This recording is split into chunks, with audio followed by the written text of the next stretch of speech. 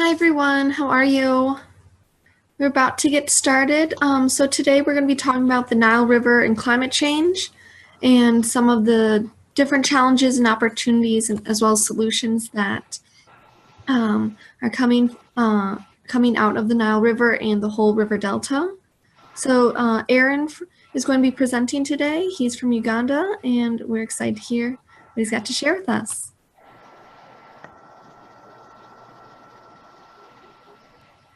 All right, thank you so much. Thank you for everyone who joined. You're actually so much welcome. I'm Aaron. Actually, I will be presenting about the Nile River, but also I have Emmanuel who will be joining us. You, Aaron. You can't hear me? You can't hear me? I can Okay. hear him well. All right. Okay. Sarah, are you hearing me? Okay. Stop. Yes, I'm hearing you. Oh, you guys can hear Sarah? With me? You're hearing me? Maybe it's my headphones. I think it's you. Maybe Sarah, I think it's you, Sarah. It's you, Sarah, who is not hearing. Are you? It's because I had my computer on mute. Okay. Sorry about that. Yeah, so if you don't have your computer muted, we can hear you. Oh, okay, it's okay. All right, it's okay, it's okay. Okay, so, what's you? Okay. So we can actually. Yep, go ahead. All right. We can actually start. I was introduced about the Nile River, climate change and challenges and opportunities. And I have Emmanuel Yenji who will be joining us soon. He has also been working more on the Nile water, the Nile issues. He also has more knowledge about that. Actually, when we are designing this topic, he also helped me a lot in the presentation, making the presentation and giving me the advice. So just this nice picture is part of the Nile River in Uganda here. That's around Karoma Falls. When you hear something about Karoma in Uganda, Karoma Falls in Uganda, that's part of the Nile River. Now, looking at facts about the Nile, the Nile River is generally regarded as the longest river in the world. But unlike other rivers, Nile River is shared by many countries, so many countries, 11 countries, including Uganda, Tanzania, Kenya, Egypt, DRC, Eritrea, Ethiopia, South Sudan, and Rwanda. So there are 11 countries in the Nile Basin countries, and that's so many for just a river. And yet when you compare Nile River to other rivers, for example, the Congo River, the volume of water is really so low, and yet it's shared by so many people. The Nile River has two main tributaries that contribute to the main river that reaches to the Mediterranean Sea. Something about the Nile River is that the Nile River starts from Uganda and also joins the one that comes from Ethiopia. So there are two main tributaries of River Nile, the White Nile that starts from Jinja here, and then we have the Blue Nile that starts from Ethiopia, and the source is called Abai. Both begin their journeys in relatively humid areas. We know that Ethiopian highlands receive a lot of rainfall, and also in Uganda here we also have a lot of rainfall. So the basin, it starts with Lake Victoria, and the basin is shared by Kenya, Uganda, Rwanda, Burundi. So there are 4 countries in that basin for the White Nile, even DRC. And then it flows towards the north to a more drier area, to the Sahara Desert, where the rainfall is considerably so low, about just 100 millimeters per year. The climatic diversity of the Nile River is the climate is so diverse in that the river starts from a area of a very high rainfall intensity to an area of a very low rainfall intensity, and even into distribution of water resources. Now, when it reaches Egypt, you find that it's only the Nile River which is available there. So you find that Nile River is just a matter of life and death for people living in Egypt, because that's their only water source. Now, over the years, the Nile River has faced a lot of challenges. Actually, if I talk about the challenges, I will also have Emmanuel Yenji talk about most of the challenges because he has actually been working with me in areas of Nile water, and yeah, for about 1 year now, 2 years actually right now in Nile River. So now, I can just pass over through challenges. Now in the Nile Basin, we have about 437 million people. That is 41% of Africa's population for that very small basin, but the population is really so high, about 437 million people, and the population is projected to increase by 52% by 2030, and it's growing so rapidly. We expect that by 2030 we shall be now 647 million people, and yet our Nile water is not increasing. And again, due to population increase, the environmental resources, especially in our case, we are looking at Nile waters, is under really increasing pressure. And we also have another scenario of about the struggle over the ownership of the Nile waters. We have these 11 counties. People are saying the Nile waters is mine. You do not have the right to use the Nile waters. It's ours. So that kind of struggle, because when you look backwards to the 1929 Nile Water Agreement, because when the British were still occupying the Nile Basin countries, Africa here, they actually made an agreement to give Nile waters entirely to Egypt. So it was Egypt who had the sole ownership of the Nile waters. But when it came to 1959, when Sudan also got independence, Sudan also said, we also want our share of water, so they divided the water between Egypt and Sudan. So that kind of thing. And right now, in 1960s, many countries, Uganda, Kenya, Tanzania, they all got independence, and now they also want the share of Nile waters, like that. They want a share of Nile water. So that's actually the current situation about the struggle of the Nile. And then the quality of water has generally gone so low due to maybe of the rising population and the problem of the solid waste management, that there has been deteriorating quality of Nile water. You find that by the time the water reaches Khartoum, where the two rivers, two tributaries meet, it is already so much polluted and is not suitable for people living in Egypt. So as the population along the basin, along the shores of Nile waters increase, there will be more rampant population as time goes on. The demand for water, you know that climate change is now happening, and the situation is getting worse. The demand of water has continued to rise, and yet there's limited capacity, potential for an increase in supply. There's nowhere we can get the supply from, and yet there's an increasing supply for water. Then also we are struggling to meet our domestic nutritional needs. We also want to get the nutritional need. The demand is so high. We want to farm. That's the pressures that's the challenge that we are currently experiencing in the Nile Basin. As I said, we have been working with Emmanuel Yenji. Maybe he will also talk something about the challenge and give you some facts also about the Nile water, and I continue from there. Thank you so much. He's actually with me right here. I will be telling you more about the challenges of Nile water.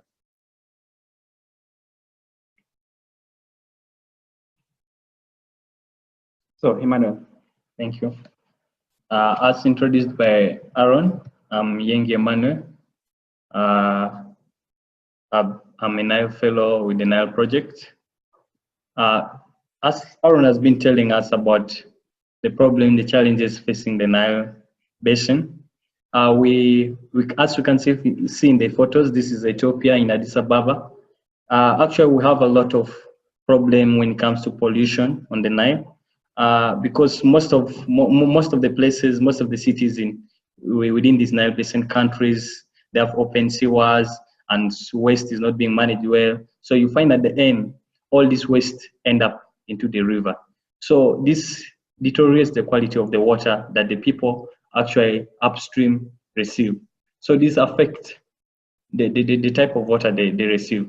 So this has also been a very great challenge because governments have to invest a lot of money in treating the water and also providing quality water. So this also increases the economy, the economic crisis in a country. Uh, as we have talked, the challenge of climate change is greatly affecting the Nile Basin countries. And currently, it is estimated that yearly the Nile Basin water is decreasing. And a recent report by Professor at Nairobi University estimated that if we don't conserve our river, the tributaries and the main sources of River Nile, maybe by 2030, one of the major contributors to River Nile, that's Lake Victoria, might dry up. So we will find that climate change is really hindering us, and so this is a great challenge to the Nile River, not only to the people downstream, but also to the people upstream. So you find that if we don't do something, really, the climate change is going to affect the ecosystem and the quality of water that is reaching there. Because you find there are more arid places that are increasing within Uganda. Most of the places are becoming drier, and some of the tributaries that are feeding the river are already decreasing their volume of water. And you know that the volume of water in River Nile is little. So at the end, you find that this water resource will greatly be affected by the changes in climate and the differences in the climate. So our Nile Basin is very highly vulnerable to the impacts of global warming, and the communities have little capacity to cope up with the negative impacts of climate change. So this is a very great challenge to us because we don't have the capacity to adapt to it. So if we don't do something, sincerely speaking, the Nile Basin citizens will face a great challenge as regarding to the water. As you can look at the picture, this is the blue, my far left, the blue Nile during dry season. You see how the volume is decreasing, but during the rainy season, it increases. So it means that due to the projection of climate change, that temperatures are going to increase, and meaning that there will be more drier days. So it means that if this continues in the future, we shall see more of reduction in water, as you see on your far left. So this means that there will be our river will be affected, and there will be little volume of water reaching Egypt. So climate change poses a very great impact and negative challenge to the river. So what are some of the possible impacts of global warming trend in our climate? So as we have seen, there are high frequencies of floods, and intensity is increasing. For example, in Uganda here, we see some areas are already receiving higher rainfall, and this is causing a lot of flooding to the communities nearby the river. And also, as you can see in our neighbors, Kenya, due to the increase in the sea level, there's also a lot of the land in the Mombasa that is next to the Indian Ocean is being swallowed up by water. So this is really a very great challenge to the humans, and this is just because of the humanly induced causes. This is due to changes in the land use system, and this is highly affecting the Nile Basin communities. So as you are seeing, as the temperatures are increasing, you remember, as Aaron introduced, that the Nile passes through the Sahara and through regions of different climates. You find that areas that have drier climates, it means that there will be increase in the rate of evaporation. So when there's increase in the rate of evaporation, this means that the water levels are going to decrease. So when they decrease, it means that after even some time, the amount of water that reaches the upstream regions like Cairo, Egypt, there will be decrease in the water. So this will greatly affect the people upstream, and this has a very high negative impact on the river ourselves. And due to also the changes in the precipitation patterns, the rain-fed agriculture in these regions is greatly going to be affected. And since most of the communities around the river, they mainly depend on rain-fed agriculture, so it means the changes in climate is going to change a lot of the seasons. So when the seasons are changed, it means there will also be decline in crop productivity, and there will be higher dry periods, days, and also hotter days. So this will greatly affect some of the species that are endemic to the Nile Basin ecosystem, and this will also affect some of the key important areas, just like the wetlands that are around the Nile Basin, that are important to some bird species that travel all over from Europe to come and nest from here. So this is a very great challenge to us. Thank you. Wow, thank you so much, Emmanuel, for that wonderful presentation about the challenges of the Nile River. When you look at, you just do see these challenges, you may say we don't have any other option to do, and that climate change is a serious threat. But still, there are a lot of things, there are a lot of opportunities within the Nile Basin, a lot of things that we can do within the Nile, just not within the Nile Basin, also within other transboundary river basins that can improve what we are seeing and that can minimize the impacts of climate change.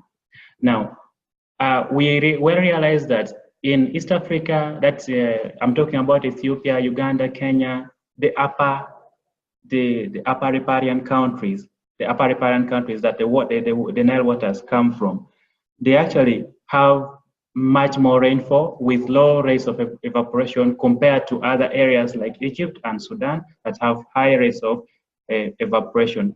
So I think the climate change, when it comes, it will bring an opportunity for cooperation, economic cooperation, that we are able to freely trade throughout the Nile Basin countries, that we work to at least minimize threats in other countries. For example, maybe if there's no food in Egypt, people can export food to Egypt, and also from Uganda to Egypt, I mean, and then maybe manufactured goods, we can bring them to Uganda here. So that kind of trading, it will open up the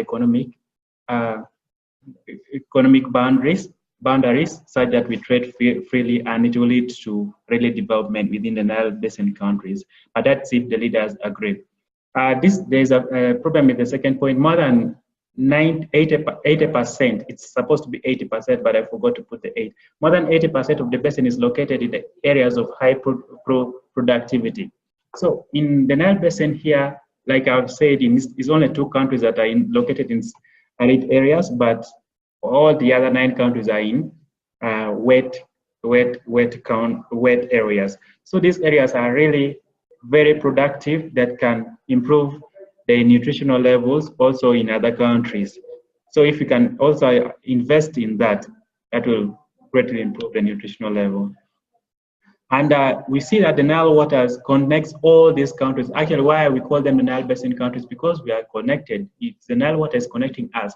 So it can also be a mode of transport. We can utilize the Nile River as a means of transport throughout the basin countries.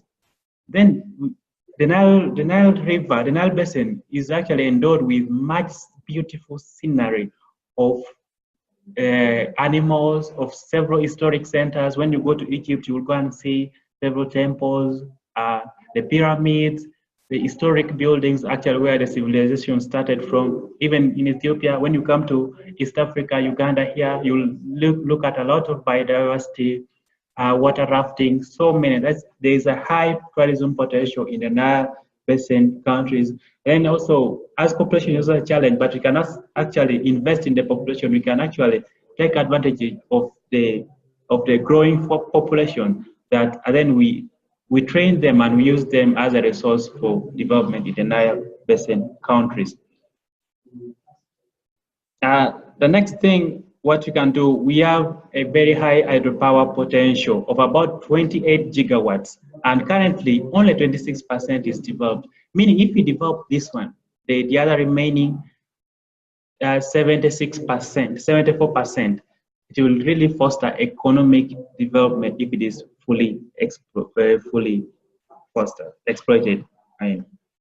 I don't know if Manuel Yenji has something about more opportunities that we can do. Yeah, as the Nile Basin, it has presented the Nile Basin countries with a lot of opportunities. Currently, 22nd of February is always yearly. It has been dedicated as the Nile Day. So countries always come together to share about the Nile, to share about their cultures, to share about what they know about the Nile, how they can conserve the Nile, how can the people use the Nile if, sustainably, and also how we can cooperate with each other. Because before all this happened, before they introduced this, there was nothing like the Nile Basin countries coming together in one table and talking about issues. So the River Nile has also presented us with that opportunity, whereby we get to know each other, we get to know our cultures and associate with each other, and see how we can collectively improve on the conservation of the sensitive ecosystem around the Nile Basin. Wow, that's really so wonderful. Now, what are some of the solutions that maybe our leaders are proposing, and as the Nile scholars, as people of the Nile Basin, what are we trying to propose to minimize maybe the impacts of climate change and to improve our livelihoods, to contribute to the development of the Nile Basin countries? One, we want to increase the per capita water storage by constructing reservoirs, as during the period of rain, during rainy season where we receive intense rainfall, we can actually store that much rainwater, and we use it during a period of dryness. For example, if there's much rain in Uganda, in East Africa, including Ethiopia, more water will go to Egypt. So people in Egypt can actually construct reservoirs that will store water in period of dryness. Even in East Africa, here we can do the same. One more challenge about the Nile is that most of the people, about 75% of the people in the Nile Basin countries, lack access to electricity. So when we interconnect electricity and also developing other alternative power sources, for example, solar, briquettes, biogas, that will supply power to the rest of the population having no connection to the grid, and it will also reduce the dependency on hydropower. And then we also looked at the problem of pollution of the Nile waters. So if we introduce maybe zoning of land, introducing zoning and land use planning, such that we discourage people who settle along the Nile River. We just leave that place maybe for planting trees to filter the water that joins the Nile River. That will also be such an amazing thing to prevent pollution, to prevent pollutants entering to the Nile waters. Then we have also looked at the challenge of deteriorating environment quality within the Nile Basin. So actually we can tackle that one through expanding our forest resources and implementing measures to reverse deforestation. Several countries have committed, and right now they're like, for example, in Uganda here, we have committed to increasing our forest cover by 20% in 2020. Then we also increase the capacity for our food storage. In Uganda here, we have a place for food storage of Egypt-Uganda Food Corporation, where we store food and export to Egypt. Also, Egypt brings their food to Uganda here. So if such kind of initiative is stepped up, it will actually solve the impacts of climate change.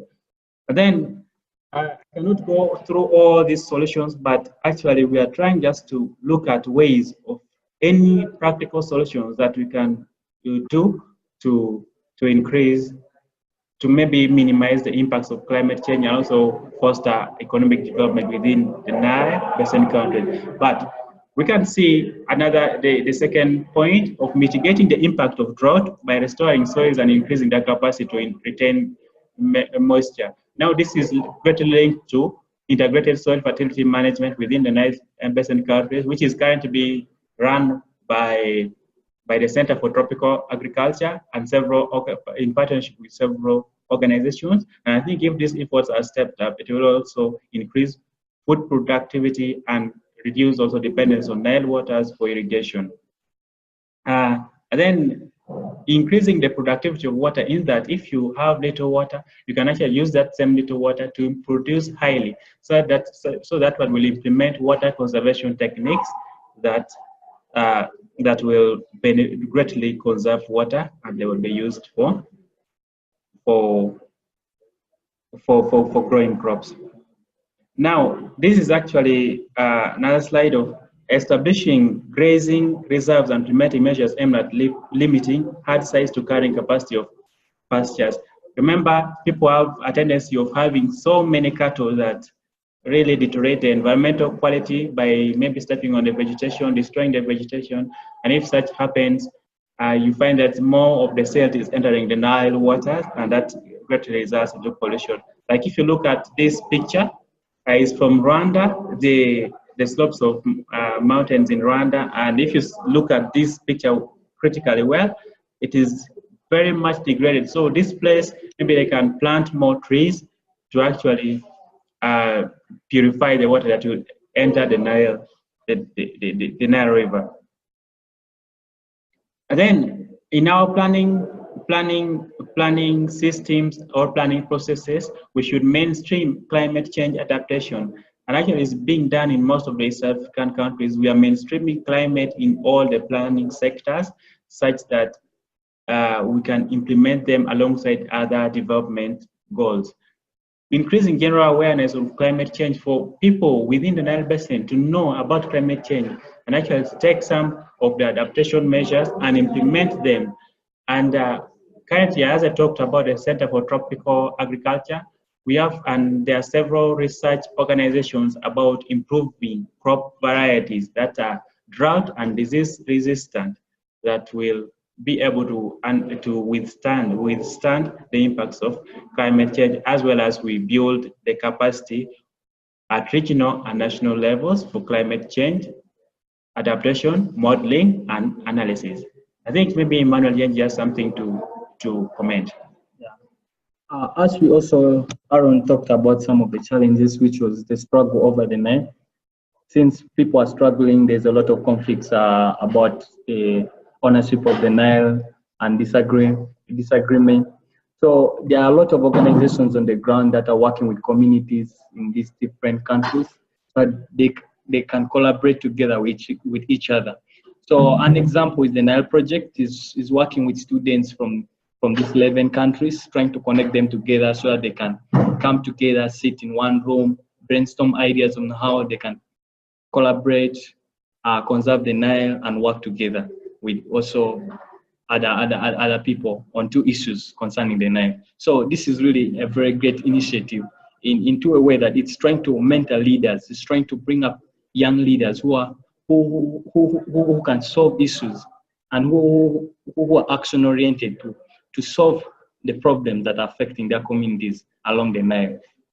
So this is also one of the solutions that people are trying to use these days. Yeah, so actually that is so wonderful that we need cooperation. We need everyone on board from all countries, from nothing like we had some cooperative framework agreement that was signed to replace the Nile water agreements of the 1959. But people are cooperating. They are looking at several opportunities that they can invest in, such that we promote equitable sharing of Nile waters without compromising our development needs, and also bridging the relationship, strengthening the relationship among the Nile Basin countries. That's actually what people are working at, and all the I think currently all the 10 countries have signed the cooperative framework agreement. It's only Egypt which has not yet signed because they have several questions about that. But if they sign, I think that will be a major step, and it will be somehow a measure for preparation of maybe other changes, climatic changes in the future, and it will benefit the Nile Basin countries a lot. I've talked much, but we can't manage the Nile water system only between our borders, but all the transboundaries. That's a quote that was given to me by Emmanuel Genji, so that we cannot manage only the Nile water. We can't manage the Nile water system only between our borders, but all the borders. So it's everyone on board, everyone to be around, everyone to be involved so that we solve this issue of climate change. I think you people, you are more seniors in climate change, you're more seniors in areas of water and climate change. Maybe you will open the field for discussion, but thank you so much for your attention. You are really so attentive. Thank you so much for everyone who joined. Yeah. So maybe if you have some questions, some comments, it's welcome.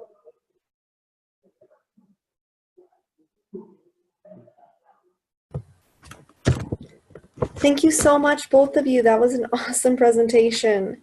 You gave some really good solutions on how you can make the Nile River a more, have more positive impact on the communities instead of being a source of flooding and things that are harmful. So, great suggestions. I thought the one about zoning was particularly interesting because zoning laws in the US have typically led to environmental damage in some cases because they're not allowing for restoration in those areas of native ecosystems and they kind of zone too much area for building.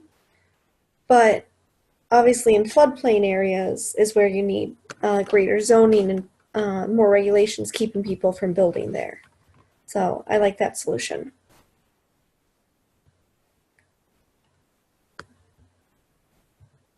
Yeah, thank you so much. Thank you for that really comment. Maybe if any other person has an addition or anything that you can say about the presentation is welcome. Or if you still have more things to talk about, then you're welcome. Okay, I have a question. So you say that, okay, just today I discovered that Nilo is a transnational river.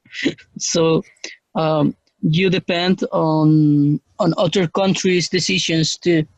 So it's difficult because always international relationships are difficult. So what is the alternative for Egypt if you lose more and more water from the Nile? So you have other options, for example, seawater desalination or something like that, or kind of another plan, or you are like 100% depending on Nilo River restoration? I think what we need to do in that discussion is, since Egypt entirely rely on the Nile, and we have other countries that are on the Nile basin, but they have other sources of water. So I think it's better if the other countries can also look into the other sources of water, so that they tap into the other sources of water instead of entirely relying on the Nile basin and reducing the water in the river, because Egypt doesn't have any other source of water and desalination is relatively very expensive. So to be considered, I think it will be very important if we countries that have other alternative sources of water can be drawing the water from some other sources and reduce the pressure on the Nile water, so the levels can at least remain relatively constant. Okay. Okay, thank you.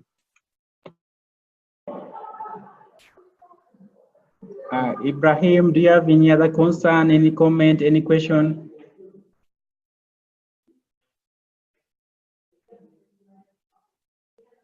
Ibrahim? And I'm quite grateful to be around. And yeah, it was quite good. Start over. You were on mute before. Next time, are you hearing me? You were on mute when you started talking. We can hear you now. Are you hearing me or no? We lose the beginning of your question, so you can start again, please. Okay, all right. I mean, the presentation was good, and I do not pretty much have much questions, just more or less comments that the presentation was quite insightful, and I got to learn a lot of things. And I think someone, is it Alvaro, who mentioned about that international relations is quite difficult, and I quite agree. So maybe, yeah, it was great, and I do not have questions. Thank you so much. And then maybe Ashley. Ashley, yes, is my partner. She has been advising me a lot about. Do you hear me? Yes, we hear you. Yeah, hi, Aranda. You made a wonderful presentation, and it's really informational. And I want to ask you a question that have you ever already do something to protect the Nile River or the climate change, or you have the plan to do such things? Can you repeat the question again? I didn't pick you well. Okay, my question is, have you ever already done something to protect the Nile River or the climate change, or you have the plan to protect the river or the climate? Okay, you're asking whether we have done something to prepare the Nile basin, maybe about to climate change. Yes, yeah, because you introduced some the information about such things, and I wanted to know if you or your friends, your classmates have already done something or have planned to some resolution about the the problem. Okay, actually, that's really so wonderful question. As Emmanuel told you that about some other organizations that are working within the Nile Basin countries to really minimize the impacts of climate change and improve the adaptability of the Nile Basin communities to climate change, and also promote sharing and dialogue within Nile Basin countries. We have actually been involved with the Nile project and the university program. At our campus here, the university program, we have been working with the students and we have formed a Nile Club. And this Nile Club is to come up with innovations that are related to food, agriculture, energy, and water. So these are the innovations that are basically come up with these Nile clubs. And it's not only in Uganda here, we have Nile clubs in Kenya, we have Nile clubs in Tanzania. We work together, even in Egypt, we have Nile clubs. We work together with them to come up with innovations. Then we share our knowledge, our ideas, our experiences about what we have come up with. And we implemented some few programs as in some about awareness in schools and also in communities where we did some wastewater recycling using some locally developed tools that we developed as a Nile Club and as maybe the Nile Fellows, that we developed some tools and we are encouraging people to recycle water and stop over wasting water, stop over polluting water, and they can really actually reuse that water as an important resource. Wow, it sounds you've done a lot of things. That's great.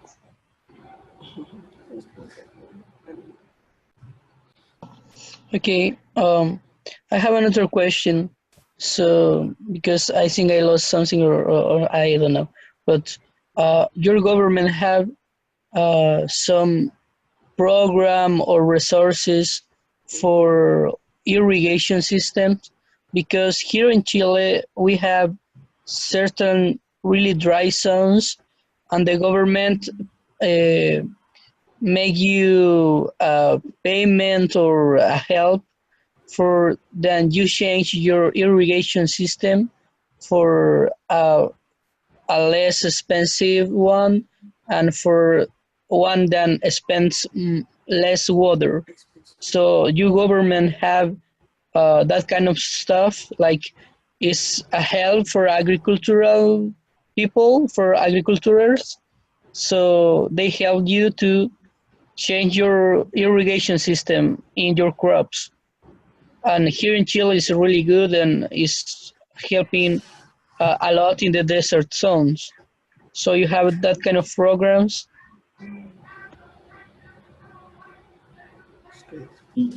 Yeah, that's really something so good. Let me first talk about something about the politics, the geopolitics and the cooperation between these countries. We have some program about the Nile Basin Initiative. The Nile Basin Initiative is an intergovernmental forum combining all the governments from this Nile Basin, from the 11 countries in the Nile Basin, that they work together in solutions aimed at making the Nile waters more sustainable for everyone within the entire Nile Basin. So one of the sectors they look at is irrigation. They look at irrigation so much because, as Emmanuel pointed out, in Egypt, they are actually so much dependent on the Nile waters in that about 99% of their agricultural lands are irrigated by the Nile water. So they are actually so much dependent on the Nile water. But right now, as the Nile water is facing a lot of challenges, we are trying, and the Nile Basin Initiative is also trying to improve the irrigation techniques. For example, precision techniques, where you just have to plant, you just have to irrigate crop per crop or plant per plant, that you don't waste much water. So that is making irrigation more efficient. And also, we are trying to negotiate something. The Nile Basin Initiative is trying to negotiate something that instead of maybe planting crops that require a lot of water in more drier areas of Egypt, why don't we plant those crops in Uganda here or in East Africa, where there's less evaporation, that will require lesser irrigation? Then we export the crops, the products or the produce to Egypt, and they consume it from there. And there they can also be growing some few things like vegetables that require less water for irrigation. That's to solve maybe the problem of water scarcity within the Nile Basin countries.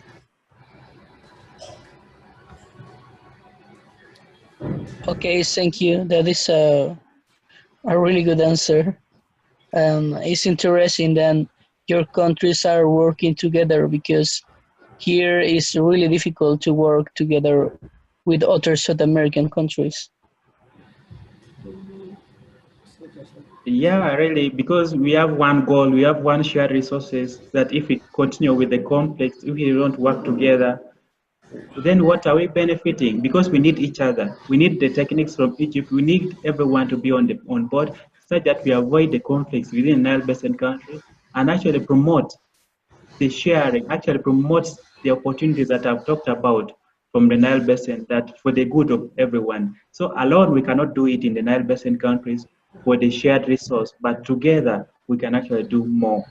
So that's why we need to come on board, and countries are actually coming on board to work together to come up with a common position and a common solution for better sharing of the Nile waters.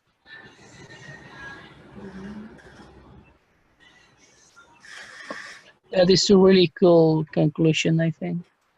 It's really important that you understand that your countries together could do more than one by one or fighting one against the other. It's very important that you are working together.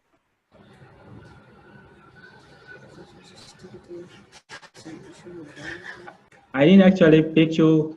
Well, maybe you can repeat.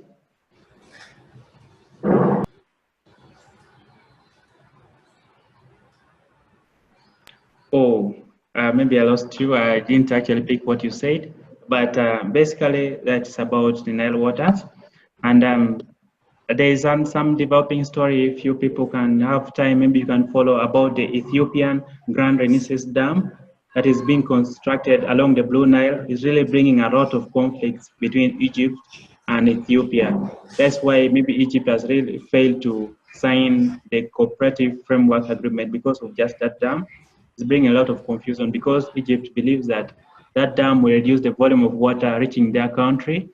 And so there's a lot of conflicts about the dam, but that's why also we need more cooperation. We need to just come on board, more diplomacy, people to talk instead of threatening each other with wars. So thank you.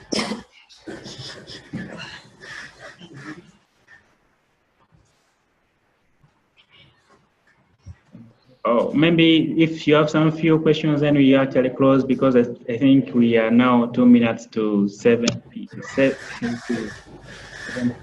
7 p.m. in East African time, but maybe to 16 hours in GMT. Yeah, 16 hours GMT, around that. 18 hours GMT or 16 hours, I don't know. Yeah, currently is 15:58, 59 GMT. Oh, right, that's right. All right, thank you all. Those were awesome questions and a great discussion. I love hearing about all the different ideas that come out of this, and I hope that you're able to implement some of these solutions. That would be really cool. I don't think we have anyone signed up yet for the March 10th webinar. Hey. But I think we might have Pradeep present then because he's got some climate finance work that he wants to share from his research that he's done. So that'll probably be the webinar on the 10th. So I'll get back to you all with the times. Aaron and Emmanuel, if you guys could send me the PowerPoint that you put together, I'll send that out with the recording, which would be great. And thank you so much for presenting. This was really a great presentation. So thank you. Yes, thank you. It was a really good presentation. Yeah, thank you everyone for your time. Thank you for everything. Thank you for your comments. It has really been so great. Yeah, I'm also doing some research on Nile waters, River Nile. It will be so great to share with the people, maybe on a PDF or when the results come out. Yeah, thank you. That would be awesome. Okay, that's great. Thank And you. me Thank you too, so much for being you could here. share the material to me if possible. Yeah. Presentation, I mean. Yeah, Yes. sure. Maybe I could Oh, get it anyway. yep, you'll get it via email. Yeah, thanks. So, perfect. Thank Yeah, you, I want to Ashley. spend more time looking at this PowerPoint for sure. Yeah. Thank you, Ashley. Thank you, Jalo. Thank you, Alvaro. Thank you, Sarah. Thanks, And Thank you, Emmanuel. everyone. Okay. All Thank right. you. Gracias. Bye, guys. Bye. Bye-bye. Better times, yes. All right. Bye. Adios.